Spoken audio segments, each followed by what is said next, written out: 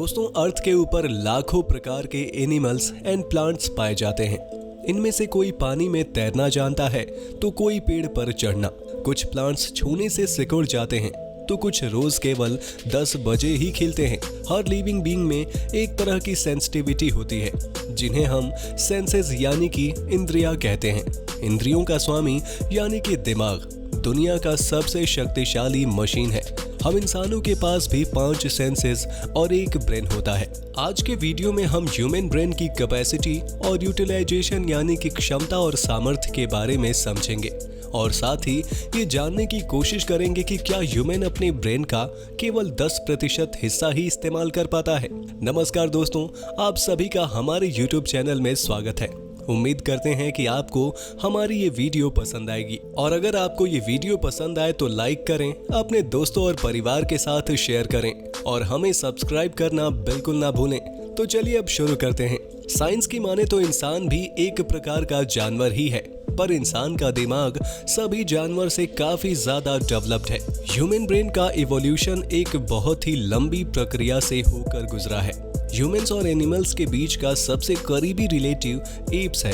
Apps monkeys evolution के genus होमो के रूप में इवॉल्व हुए, जिनमें होमो इरेक्टस, होमो निएंडरथल्स, होमो डेनिसोवा और होमो सैपियंस शामिल हैं। हर स्टेज के इवोल्यूशन में ह्यूमन बॉडी और माइंड इवॉल्व होता गया। अंतिम स्टेज पर आते आते केवल होमो सैपियंस यानी कि आज के मॉडर्न ह्यूमन बीइंग्स ही सरवाइव कर पाए। 2 million years ago human brain का साइज 1500 सेंटीमीटर क्यूब का हुआ करता था, जो कि आजकल केवल 1350 क्यूबिक सेंटीमीटर रह गया है। इवोल्यूशन को समझकर हमने ये तो समझ लिया कि ह्यूमन ब्रेन सबसे बेहतर एग्जाम्पल है इवोल्यूशन का, और ये इतना कॉम्प्लेक्स है कि इसके अलावा केवल 10% हिस्सा ही अभी तक पूरी तरह स्टडी किया गया है। कई बार इस कॉम्प्लेक्सिटी को इस तरीके से प्रेजेंट किया जाता है कि ब्रेन के पास सुपर ह्यूमन कैपेबिलिटीज है, पर ये एक मिथ है कि ह्यूमंस अपने ब्रेन का केवल 10% ही यूज करते हैं। इस मिथ को पहली बार विलियम जेम्स और अल्बर्ट आइंस्टीन ने अपने रिसर्च में इनडायरेक्टली कन्वे किया था, पर इस मिथ को स्प्रेड करने का काम Hollywood movies, magazines, motivational speakers ने किया। 1936 में आई डेल कार्नेगी की किताब how to win friends and influence people में भी इसका जिक्र है। अगर हम इस मिथ के राइज होने का कारण समराइज करें, 2 पॉइंट सामने आते हैं। पहला, जैसा कि हम जानते हैं कि ब्रेन में मिलियन न्यूरोट्रांसमीटर सेल्स हैं। ये सेल्स डिफरेंट बॉडी पार्ट्स को ब्रेन से कनेक्ट करते हैं, जिसके कारण ब्रेन को स्टडी करना डिफिकल्ट है। दूसरा, ब्रेन के 90% सेल को गिलियाल सेल कहा जाता है क्योंकि ये वाइट सेल है। बाकी 10% सेल्स को एनर्जी देने का काम करते हैं। ये दोनों फैक्ट्स टाइम के साथ डिस्टॉर्ट होते गए और ये मिथ जनरेट हो गया कि ह्यूमंस ब्रेन का 10% ही यूज करते हैं। इमेजिन कोई कहता है कि आप अगर अपने ब्रेन का 10% यूज करके एक पेंटिंग बना सकते हैं तो 100% यूज करके तो पेंटिंग में अंदर जाके उस मोमेंट को जी पाएंगे, या आप 100% ब्रेन का यूज करके फ्यूचर देख सकते हैं। ये सुनने में कितना पावरफुल साउंड करता है, पर क्या इसमें कोई सच्चाई है? नहीं दोस्तों, ये सिर्फ एक मिथ है। क्या आपको पता है कि हमें स्माइल कराने के लिए 33 मसली एक साथ काम करती है? ठीक उसी तरह छोटे छोटे से काम करने के लिए हमारे ब्रेन के कई हिस्से एक साथ काम करते हैं। सोते समय भी हमारे ब्रेन के कई हिस्से काम कर रहे होते हैं। दरअसल हमारे ब्रेन का हिस्सा दिन भर में कई बार काम करता है, जैसे कोई हिस्सा मेमोरी स्टोरेज के लिए, कोई हिस्सा डिसीजन लेने के लिए, कोई हिस्सा बॉडी मूवमेंट को कंट्रोल करता है और कोई इमोशनल जैसे कि रोना, हंसना इत्यादि।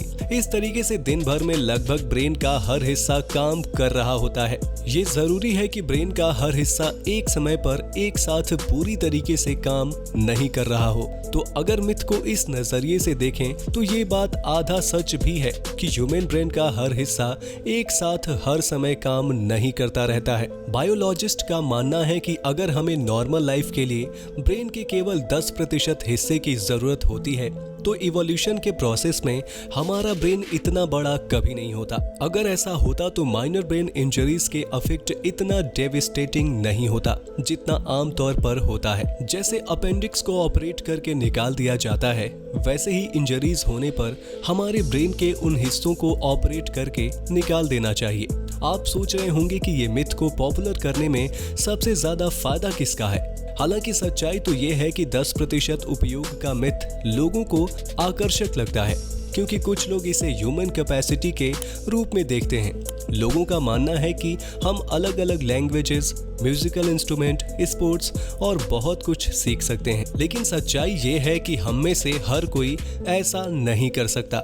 ऐसे में दिमाग में आता है कि ऐसा दिमाग के पूरे हिस्से के इस्तेमाल में कमी की वजह से हुआ है, लेकिन सच तो ये है कि जितना ज्यादा अभ्यास किया जाएगा उतना ही हमारे दिमाग को इसकी आदत हो सकेगी। उस चीज को पढ़ने और समझने से दिमाग की एक्टिविटीज फास्ट और एफिशिएंट हो सकती है। इस तरीके के मिथ को इस्तेमाल करके कई कंपनीज अपने ड्रग्स बेचने का प्रयास करते हैं, पर असलियत में ऐसी कोई दवाई नहीं हो सकती जो कि इंसानी दिमाग को 100% कैपेसिटी पर इस्तेमाल करने में मदद करे, क्योंकि हम इंसान बिना ड्रग्स के ऐसा करते हैं। हाँ, कुछ चीजें हैं कि हमारे ब्रेन इंफॉर्मेशन प्रोसेस करने की कैपेबिलिटीज को बढ़ाने के काम आ सकती हैं, जैसे कि कॉफी या चाय पीने से, या रिमाइंडर लगाकर, या चीजों को बार बार रिवीजन करके। पर कोई भी तरीका हमें सुपर ह्यूमन कैपेबिलिटीज नहीं दे सकता, बल्कि इन तरीकों का एक्सेस इस्तेमाल भी नुकसान पहुंचाता है। इनफैक्ट कॉफी ज्यादा पीने से एंजाइटी हो सकती है, जिससे इंफॉर्मेशन प्रोसेसिंग कैपेबिलिटीज कम हो सकती है।